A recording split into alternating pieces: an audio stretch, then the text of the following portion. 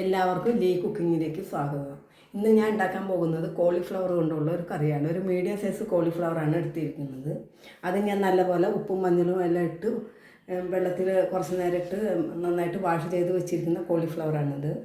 പിന്നെ അതിനുള്ള ingredients 2 tomato ഉണ്ട്, അതും മീഡിയം സൈസ്. ഒരു മീഡിയം സൈസ് ഒനിയൻ, 2 പച്ചമുളക്, ഒരു കഷ്ണം ഇഞ്ചി, 4 ഗാർലിക്ക്, പിന്നെ ഉപ്പ്, മഞ്ഞൾ, മല്ലിപ്പൊടി, ഒരു 1/4 ടീസ്പൂൺ ഗരം മസാല, പിന്നെ കുറച്ച് കൊറിയൻഡർ ലീവ്സ്.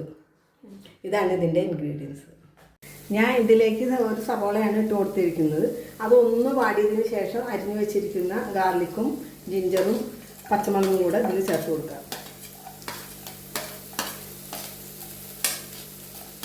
ഇതും നല്ലപോലെ ഇളക്കി കൂട്ടി നന്നായിട്ട് വാടിയതിന് ശേഷം ഇതിലേക്ക് കട്ട് ചെയ്ത് വെച്ചിരിക്കുന്ന 2 ടൊമാറ്റോ കൂടെ ഇതിലേക്ക് ഇട്ട് കൊടുക്കുക.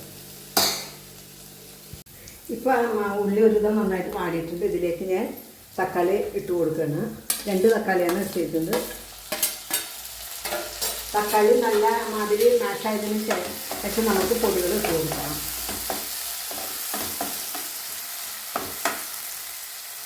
ഞാൻ കുറച്ച് നേരം മൂടി വയ്ക്കുന്നുണ്ട് നല്ല മാഷാവതിക്ക്.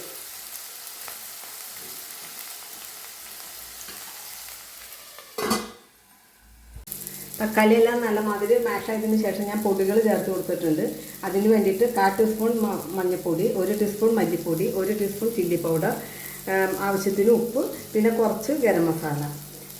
ഇത് എല്ലാം ഇട്ട് കൊടുത്ത് അതിൻ്റെ പച്ച സ്മെല്ല് മാറുന്നത് വരെ നമ്മൾ ഇളക്കി കൊടുക്കുക. ഇപ്പോൾ ഇതിൻ്റെ പച്ച സ്മെല്ലെല്ലാം വിട്ടിട്ടുണ്ട്.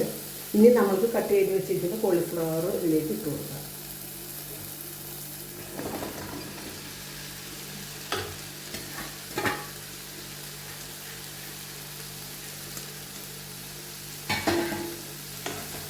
കോളിഫ്ലവർ ഇട്ട് കൊടുത്തിട്ടുണ്ട്.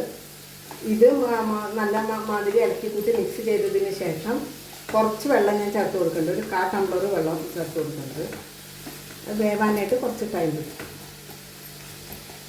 വെള്ളം ഒഴിച്ച് കൊടുത്ത് നല്ല മാതിരി മിക്സ് ചെയ്തതിന് ശേഷം നമുക്ക് മൂടി വയ്ക്കും.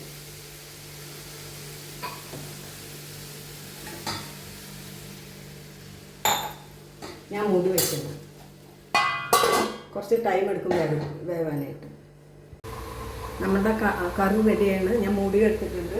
നമ്മുടെ കറി റെഡി ആയിട്ടുണ്ട്. വെള്ളമെല്ലാം പറ്റി നല്ല കുഴമ്പ് രൂപത്തിലായിട്ടുണ്ട്. ഇനി ഇതിലേക്ക് ഞാൻ കുറച്ച് അരിഞ്ഞ് വെച്ചിരിക്കുന്ന പുതിനയും മഞ്ഞളും കൂടെ ചേർത്ത് കൊടുക്കുന്നുണ്ട്. ഇത് വന്നൊരു ഓപ്ഷണലാണ്. അത് കഴിഞ്ഞ് ഞാൻ ഗ്യാസ് ഓഫ് ചെയ്യുന്നു. ഒരു സർവിംഗ് ബൗളിലേക്ക് പകർത്തുന്നു. ഞാൻ കുറച്ച് മഞ്ഞളും കൂടെ ചേർത്ത് ഇടുന്നുണ്ട്. ഇതിനൊരു 10 മിനിറ്റ് ടൈം എടുത്തിട്ടുണ്ട് ഇത് വേവാനായിട്ട്. ഇനി നമുക്കൊരു സർവിംഗ് ബൗളിലേക്ക് പകർത്തും. ഞാൻ സർവിംഗ് ബൗളിലേക്ക് പകർത്തിയിട്ടുണ്ട്. ഇപ്പം നമ്മളുടെ കോളിഫ്ലവർ കറി റെഡി ആയിട്ടുണ്ട്. നല്ല കളർഫുള്ളും ഹെൽത്തിയും കൂടിയാണ്. എല്ലാവർക്കും ഇഷ്ടപ്പെടുമെന്ന് വിചാരിക്കുന്നു.